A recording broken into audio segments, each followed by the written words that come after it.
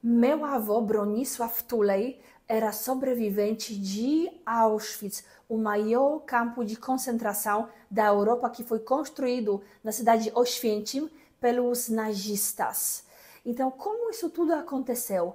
Primeiro, vocês precisam saber que não só os judeus estavam no campo de concentração. Já falei para você, eram homossexuais, ciganos, prisioneiros, políticos, tinha testemunha de Jeová. E também, às vezes, simplesmente os simples poloneses.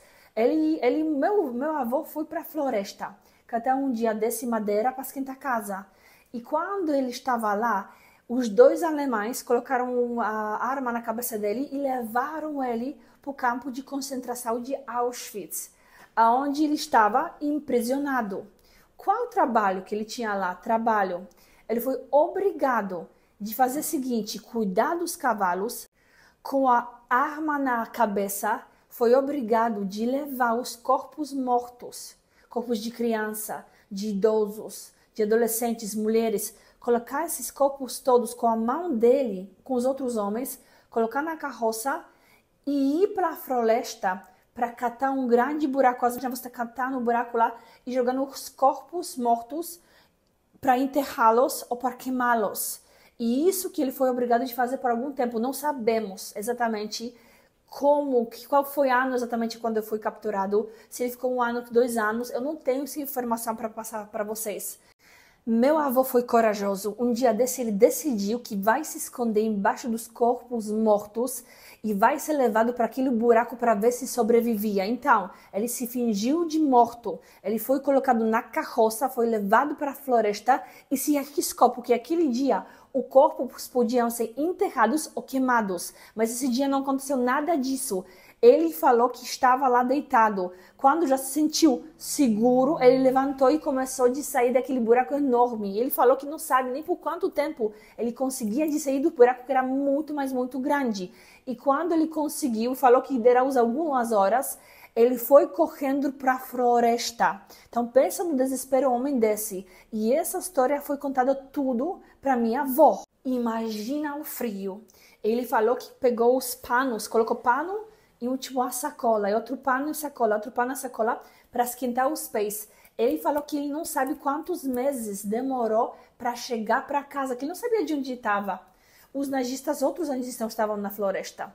Então, os nazistas estavam muitos lugares diferentes. Ele tinha muito medo. Não sabemos quem deu comida para ele, não sabemos como que ele chegou em casa, que tipo de ajuda ele tinha das outras pessoas. Não temos essas informações, porque essa história foi contada para minha mãe quando minha mãe já era, né, adolescente da mãe dela. Então, não temos todos, né? Minha mãe era muito pequena para poder perguntar à mãe dela como foi, porque o pai da minha mãe morreu quando minha mãe tinha 5 anos, era ela pequenininha, então ela soube sobre toda a história da minha avó, né? Ela que contava para ela essas histórias quando era já adolescente.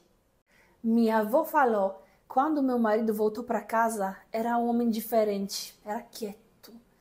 E tinha muito medo. Ela falou que às vezes tinha uma árvore caída na floresta e batia muito no chão, ele se escondia embaixo da mesa, embaixo da cama. Qualquer barulho perturbava ele, ficava assustado, ele se agarrava pelos braços, ele ficava quieto e ele olhava, ela falava que às vezes ele sentava e olhava lá em algum lugar, talvez repensando esses todos os tempos.